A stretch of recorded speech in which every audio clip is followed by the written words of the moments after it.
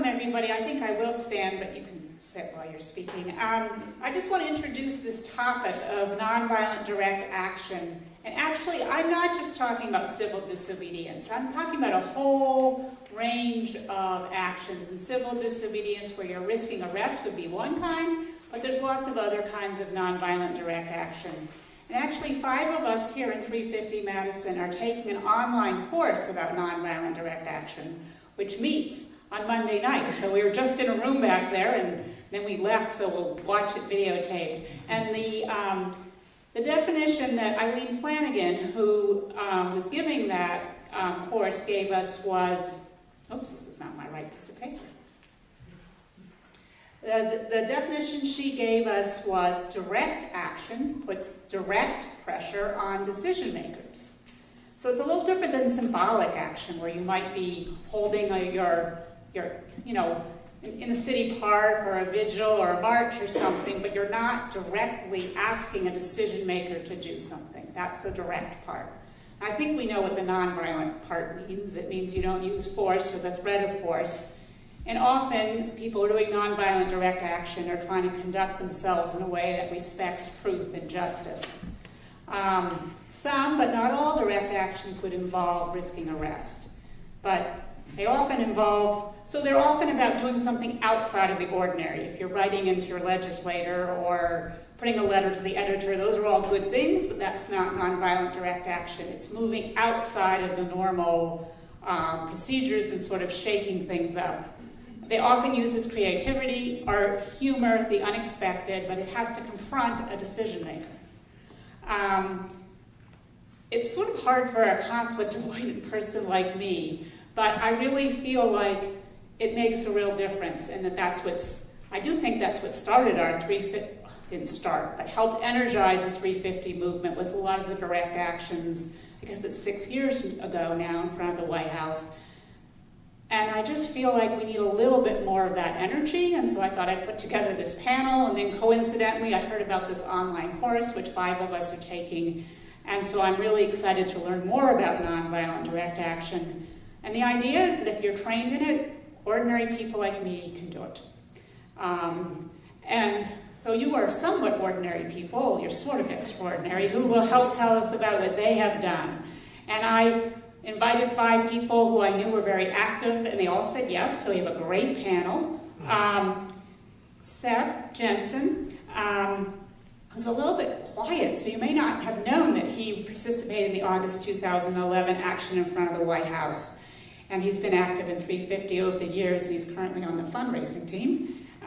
Laura Schlachter, who those of us who've been in the group for a while remember as a former co-coordinator of the group. She tells that great story about being arrested in the White House with Jane Hansen and her mother-in-law, Kaya, who may be less familiar to some of you. She's sort of a fellow traveler with 350 and helped train over 130 people in the Madison area to risk arrest, to stop the Keystone XL. And I've never been arrested, but she trained me. I think I would have been ready if it had happened.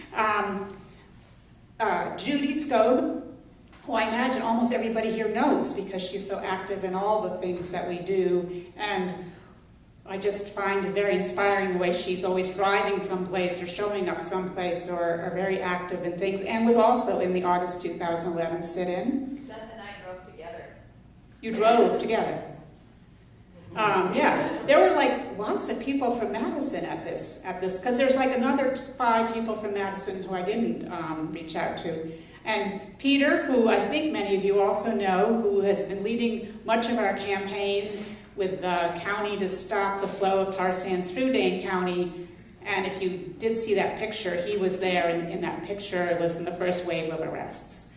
So now I'm ready with this page. So, hi. I want to keep this open by just the lead-off question I have is, what lesson did you learn from the nonviolent direct action you participated in? I have 3 things I wanted to mention. The first one is that for every person who participates in nonviolent direct action, this is something I believed in before I went to DC and the sit-ins. People may not know this, but I've actually been participant in multiple nonviolent direct actions and been arrested a few times before DC at the White House and since then.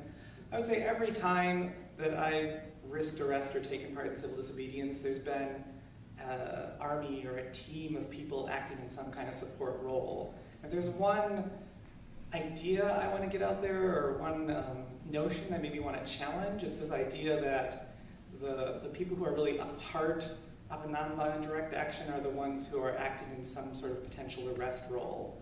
I don't really believe that at all. I think that there should be like 10 people acting in some kind of support role for every one person who goes forward and risks arrest. And that's like the ideal action scenario in my mind that we should all aspire to as we're putting together actions and designing campaigns. So just those supportive things. When I went to DC, there were people who gave me money to cover costs of the trip and help with the costs of paying my fine. There were, of course, folks, many of you know, in kind of a legal rally away from the sit-in area, but visible to all of us. That particular day was Mountain Justice Day, so a lot of these folks were from Appalachia. They were playing music, really heartening, inspiring tunes. I think it's often easy to underestimate how crucial and critical and emboldening that is, but it is really emboldening, I find. I've been in actions where it had to be somewhat secret, so pretty much the only participants were those who came onto the scene and locked down and did their arrestable scenario. Not so much people in a rally nearby. That can feel very lonely. So if you've ever been even present for someone in the moment who's committing nonviolent civil disobedience, I think you should pat yourself on the back and really consider yourself part of that action. Or if you've ever even taken a few minutes to make a donation to something like Standing Rock, which I did last year. So this is my first lesson, is that those support roles are really important. Another thing that I think gets easily forgotten is that this is ongoing, this fight to stop Keystone and related pipeline projects, but it's not like we all went home and then didn't do anything after that. There were rallies and street theater events that happened. Folks went to Obama's offices, campaign offices, and did other high-profile visible actions. So it was like there was an arc to this fight. It wasn't just those 2 weeks. A year later, the Pledge of Resistance was sworn. I think Kaya will talk more about that. So those are my 2 things. And my final lesson is it's a bit of an idea that I don't know if I fully agree with it, but I want to put it out there. Those of you who read the blogger Sean King may have read his recent piece about organizing and activism, and in it he has a sentence that basically says, "I'm now convinced that 50 people who are organized and have a plan can be more powerful and more effective in making change than 50,000 people who maybe are taking action, but where the plan isn't very clear." And of course, 2011 is a year when there was a relatively small number of people doing sit-ins at the White House, in contrast to earlier that year, when thousands, hundreds, a lot of people mobilized at the Capitol to try and stop Act 10. And whatever you think about that, I personally find it interesting that the agenda that folks were trying to stop there still seems to be moving forward and has moved forward. And the agenda that those of us in this smaller but very disciplined, choreographed, effective action that spawn more actions, the agenda to build Keystone Pipeline is still kind of stalled in many ways. So I just want us to all maybe contemplate that a little bit. Thank you, Seth. I actually want to pick up on several points that you raised. So in our family, there were 3 of us who really wanted to participate in the August 2011 action. Many of you have probably heard this story before, but My nephew Colin had just been born. He was 2 or 3 or 4 days old. And my mother-in-law Barbara and Jake and I, my husband back here, all wanted to participate in this action. And Jake agreed to be the one to stay home with the newborn and help out his sister so that Barbara and I could participate. So I would really echo that support person role is crucial, both at the action itself, but also within our own families and our own communities. And for me, I've been thinking about kind of the transformative potential of direct action on 2 levels. So again, echoing this idea that it sparked longer-term involvement. The first level for me is really this kind of personal transformation. So I also have been in grad school for a long time. My self-identity has always been really wrapped up in kind of following the rules and trying to do the right thing. And I don't think I've never even gotten a speeding ticket, right? So for me, participating in that, so I was on the ecumenical day. So there were faith leaders from all around the country. James Hansen was in my group. And so for me, being such a rule follower and then intentionally not following the rules in order to be part of something that I really believed would put pressure on decision makers, completely transformed my sense of power and agency. And it made me realize that sometimes doing the right thing doesn't mean following the rules, and I started to really question, on a personal level, whether my personal theory of change actually made sense. And so for me, participating and actually, risking and getting arrested was the reason that I joined 350 Madison when we moved here, and has really informed my thinking in terms of what each of us as individuals can contribute to a movement. So first is that kind of personal transformation level, I think, is really critical. The second is, I'm a sociologist in training, and I study in part social movements, and so one of the things we talk a lot about is the political opportunity structure, which is basically the set of power relations that govern where there are opportunities to put pressure on decision makers that will actually get them to change their minds. And for me, one of the things that was so powerful in August of 2011, and when I've seen these direct actions that I find so inspiring, Standing Rock is another great example. Part of the reason I think they're so effective is that they are truly unexpected. There's something about, not necessarily an element of surprise, but an element of deep commitment and disruption. There's a certain, I think it's necessary in a direct action in order for it to exploit an opening in the political opportunity structure for a decision maker to say, oh wait, that's not the script I thought the movement would follow. So I think that it's really important to think about that broader arc, what we call that the protest cycle, but where does direct action fit into the broader protest cycle, and how will it get decision makers to sit up and think, okay, actually this is something that people are really committed to and they really believe in. And sometimes I think that disruption comes from, meeting with lawmakers on their turf, that sort of insider politics, and I think sometimes it means risking arrest. So thinking about the broader context in which we engage in direct action, I think, is really critical too. Yeah, I definitely agree with that. So I guess I'm going to pick up a little bit on the idea of direct action as focused on a decision maker and the objective being to convince the decision maker to do something. Because that doubtless is pretty much always what you're doing. That is your target. But that's only one target, and I would argue is actually the less important target. I think the more important target, almost always, if not always, is the broader social context. It's the culture, it's how we think about what's possible, it's how we think about what's acceptable. Direct action is a tactic, and like Laura said, it's something that fits into a broader strategy. It's not the thing that we do to win. It's one of many things, and it should be used strategically.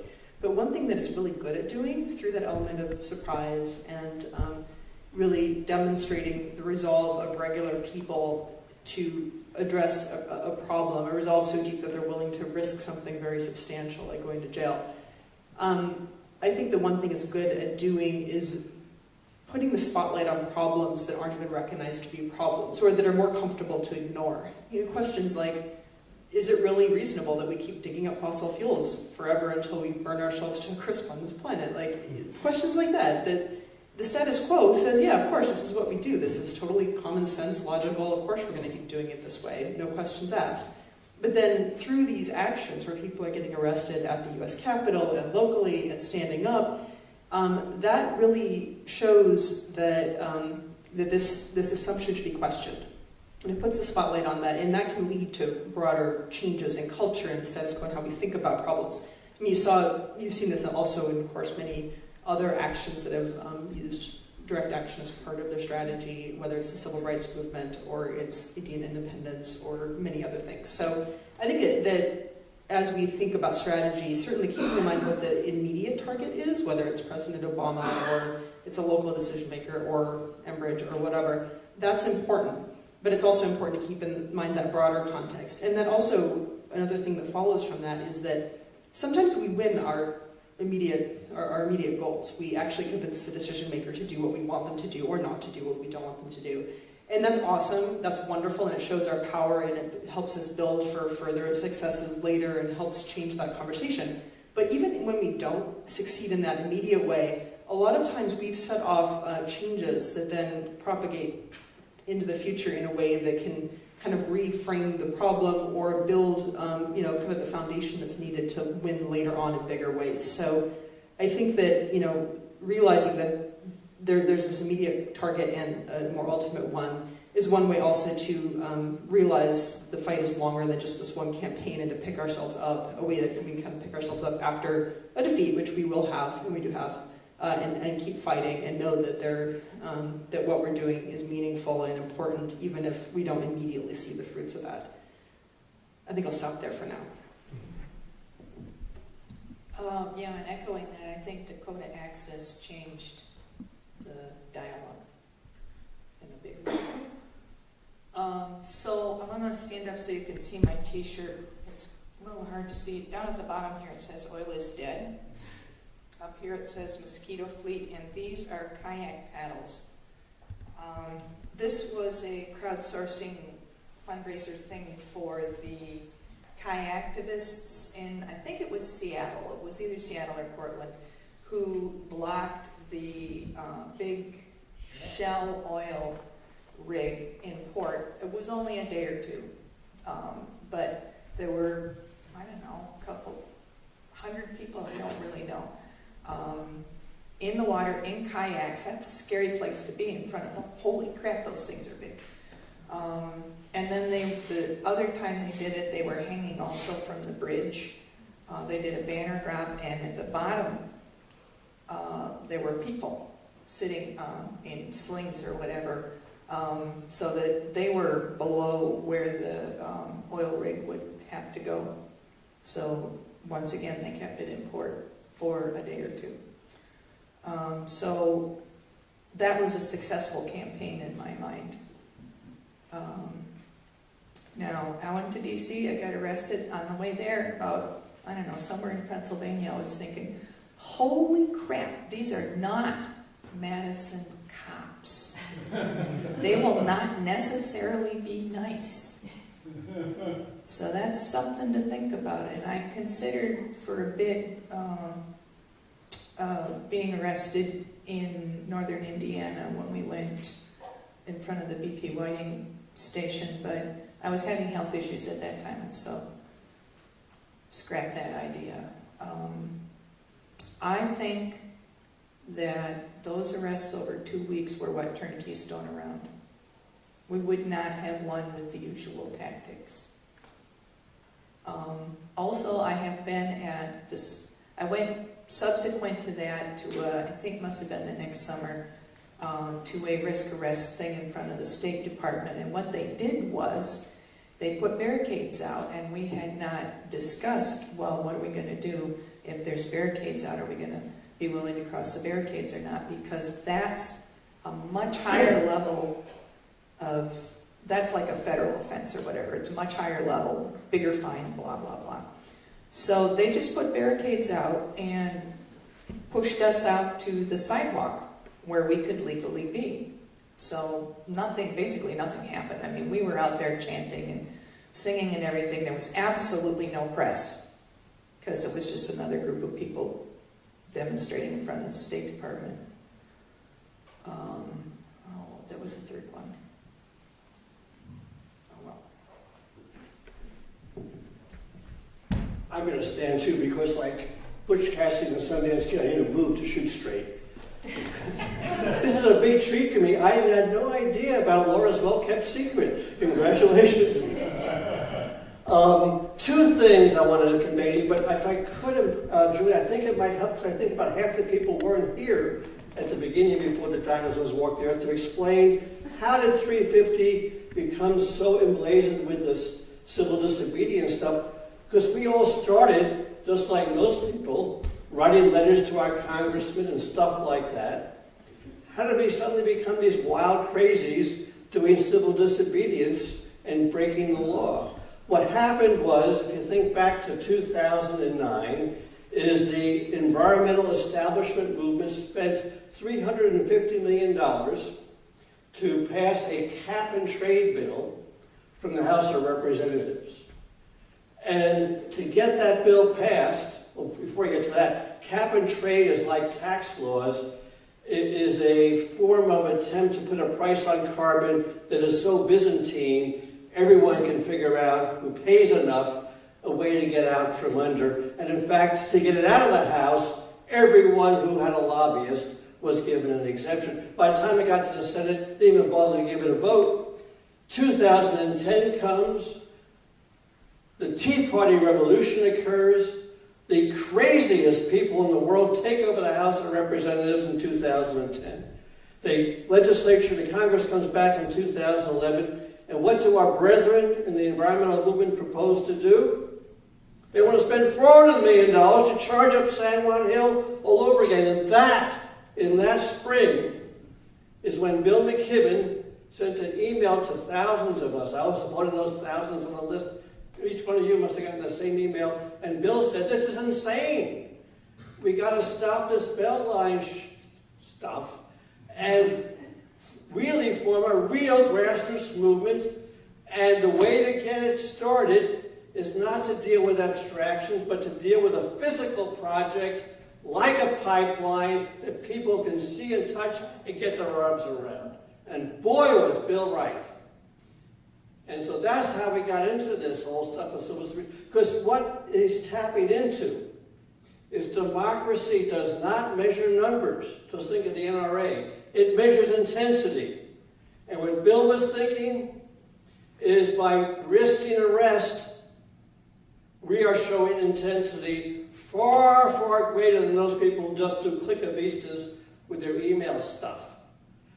We didn't recognize with the risk arrest, which is what they normally do. You get cuffed by sitting down in front of the White House and refusing to move.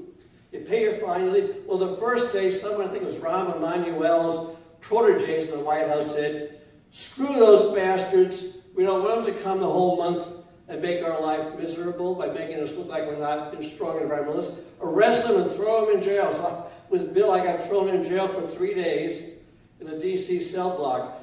And the reason I mention that is the first lesson I learned, and that was they had to call, the organizers had to call at that point the people who were scheduled to come the second day.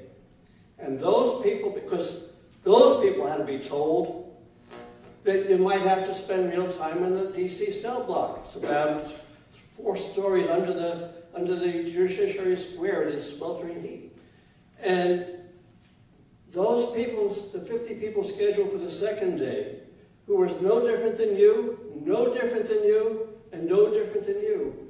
Every one of them gulped and said, I don't want to go to the DC cell block. But I cannot not be there. And the second day, there were 50 more people. And the third day, 50 more people. They didn't throw the rest of the people in jail because there was no more room in the jail. But I believe fervently that that was one of the 3 key legs that led to our victory.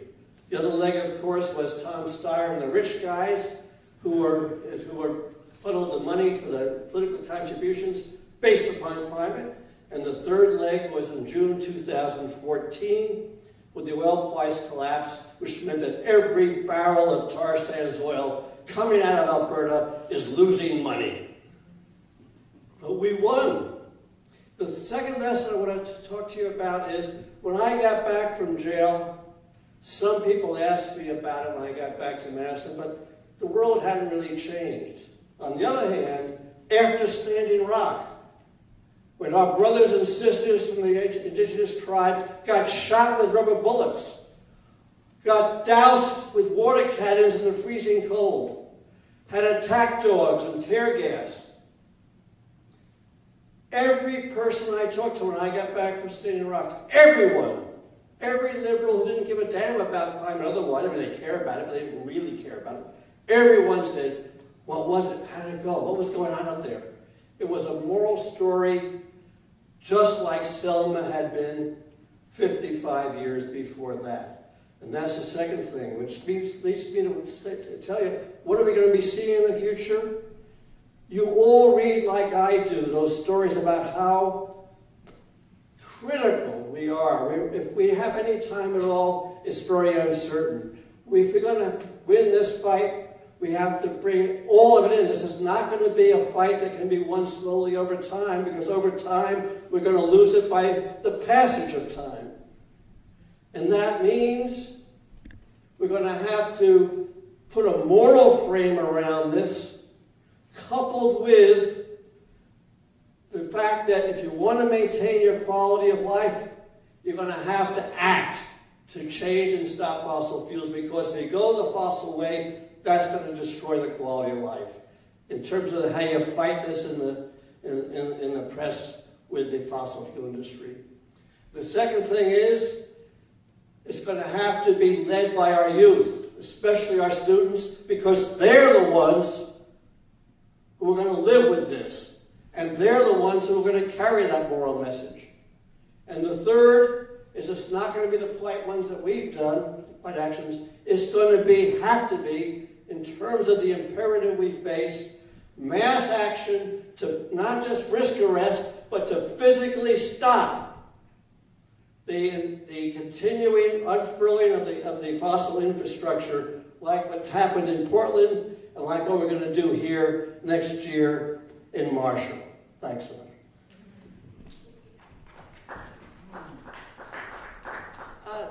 And also I want you to remember that it only takes one person. The only reason I went to DC was because Madeline Paris sent out an email and said, hey, I'm going to DC to get arrested. Come with me. Does anybody else want to add anything? I mean, I could, but I don't know if we yeah, a little bit more. Okay, well, I think I'm just going to touch on something that Peter said in passing.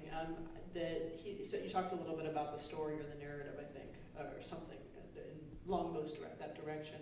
I just want to say that in terms of actions, as Laura was saying, it is one tactic among many, and it should be part of a strategy. But one thing that's really important, I think, to keep in mind always is that as we're doing that, as we're trying to influence the decision makers and also the broader public, broader culture, the story that we're part of is super important. So it's not just about intensity, because intensity is certainly important, but intensity can also work against us if the intensity is perceived as a violent or disruptive in a way that people don't identify with. And that includes things like property damage, which could be considered violent, but we could argue about that, but not right now. But basically what our project is to take action in a way that is compelling and helps others to identify with what we're doing. We stay noble, we stay, brave and nonviolent and dedicated, and we demonstrate to others how powerful that is. And by standing together, we're also doing something else kind of radical. In today's society, a lot of environmentalist sort of rhetoric has been focused around this too, like change your light bulbs and buy a Prius, and it's sort of very individualized, consumer-based action. I don't even want to call it activism because I don't really think it is, but by taking the focus back to, we're doing something together collectively, and we have actual power, not just power to choose what we consume, but actually power to change how society is consuming or otherwise, giving back, changing our role in our relationship with the earth, and et cetera, et cetera. So we're changing, but by standing together, we're actually also bringing up, I think, that conversation of the individual versus the collective, and what kind of life do we want to lead?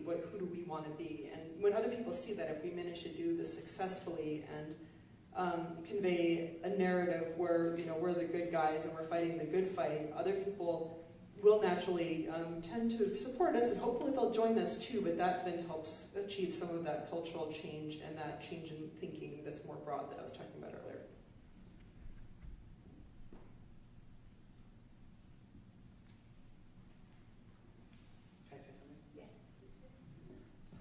I think I just want to make really overt something I think was implied when I was talking about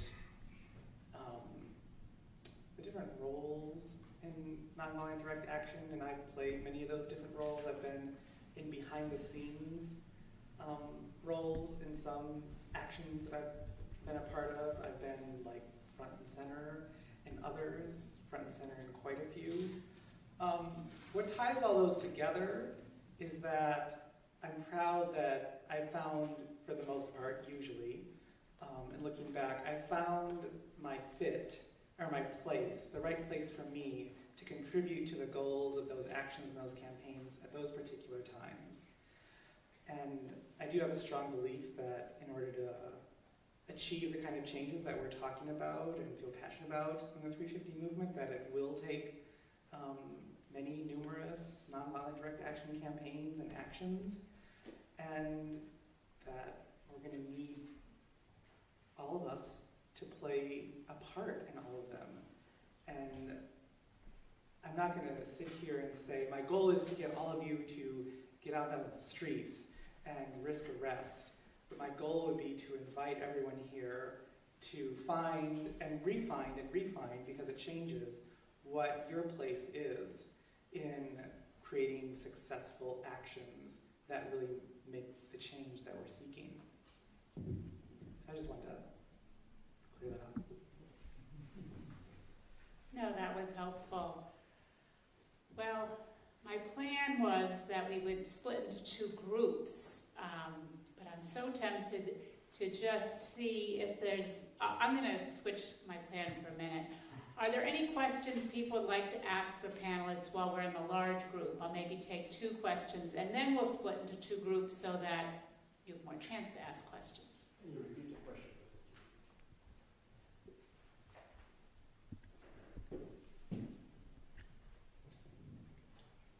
All the direct actions I can think of that I've known about have involved being someplace where it's considered illegal to be. In front of the White House, you were in a place that they didn't want you, and you can go through the list. So I'm just wondering, can we think of, or can you help us think of any direct actions that involve anything other than being in a place where it's considered illegal to be? So I might answer that, because the only direct action I participated in, it was with a group of Quakers, and we were at a national conference, and we were in Pittsburgh. We were from all over the country. So we actually didn't want to get arrested, because when you live in Madison, getting arrested in Pittsburgh is challenging. And so it was a cool action. We had 70 Quakers there, so we had 1,000 Quakers, but 70 got trained, and so we went to 7 different bank offices, bank lobbies. This was, they were trying to get the PNC Bank to stop doing mountaintop removal, and we went and we sat quietly, and Quakers tend to pray in silence, so we sat down in the lobby and prayed. And so that's not illegal, but they got very, very agitated, and what we did is that we trained, and so we had a police liaison, and we had a communication liaison, we had an action lead. And when the police come, they give you warning and say, if you leave, we won't arrest you or something. And so we were under instructions that when the action lead would decide and we left. My husband thought maybe he wouldn't follow the rules and would get arrested. And I said, we promised we would follow the action lead. So that's an example that I was in. And this particular campaign, which they did get the bank to stop funding mountaintop removal, and other banks also did that afterwards. But it was a 5-year campaign, and some of their actions risked arrest and some of them did not.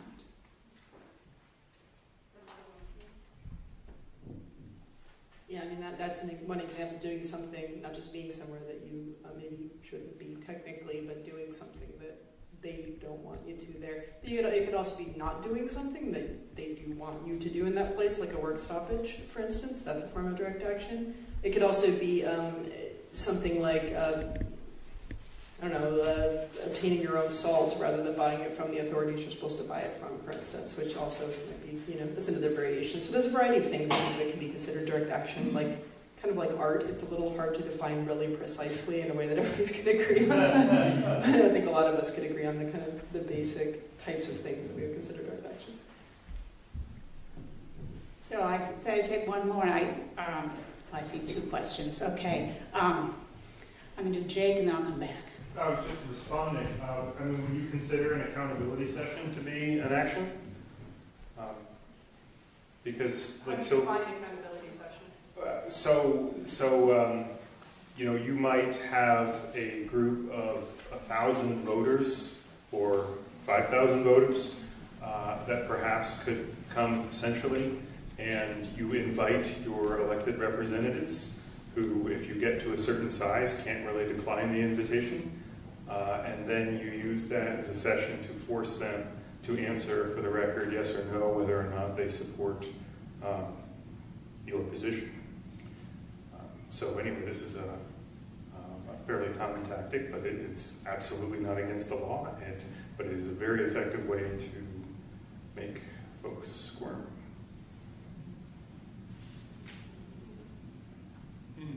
Are you asking me, or are you asking I was just, we were trying to think of actions that, So, yeah, it's not a question. I wanted to respond.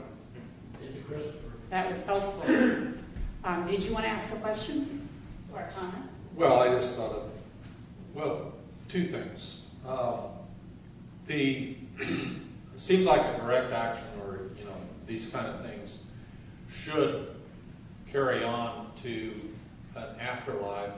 And the example I think of is an individual like John Lewis and some of the people that were around Martin Luther King, that after getting their head split or the actions that they were involved in, then they got down to the sort of nuts and bolts of public life and the slow, hard work of change that inevitably has to come to make in a democracy, if we still have one, to realize the things that you ultimately want to be the big changes in laws and directions. And that seems like maybe that's what's growing within the environmental movement or the movement against climate change, but we've yet to see a real solid, I think, bid for leadership in that. We don't have a political side yet, and maybe that's what will come from energizing groups, through direct action and such. I mean, ultimately, that has to occur. I mean, you can't just have a civil disobedience and then suddenly the laws change. Someone has to be there in the place of policy and making those things happen. And so I guess that's the other side that needs to go at the same time. And maybe that's the part of the CCL or that they're addressing. But eventually you have to have leadership in it. I mean, you have to have motivated, activated people that want to get into the political system and then do the long term. I mean, it's a long, I mean, you look at John Lewis's life since then, it's not been all headlines and accolades. It's just that hard work of every day, you know, getting up and doing that stuff. The other question I had was at the place of boycotts, and you mentioned general work stoppages, but general strikes. I've been not in this country, but in other places where general strikes, I got to observe them and stop everybody's fuel for a week, and or no beer comes into So I get the sense that we're ready to move into the interactive part so that lots of people can speak. So I'm going to go back. I'm going to now shift to the plan, which is that we break into three groups so that we can have sort of a circular conversation.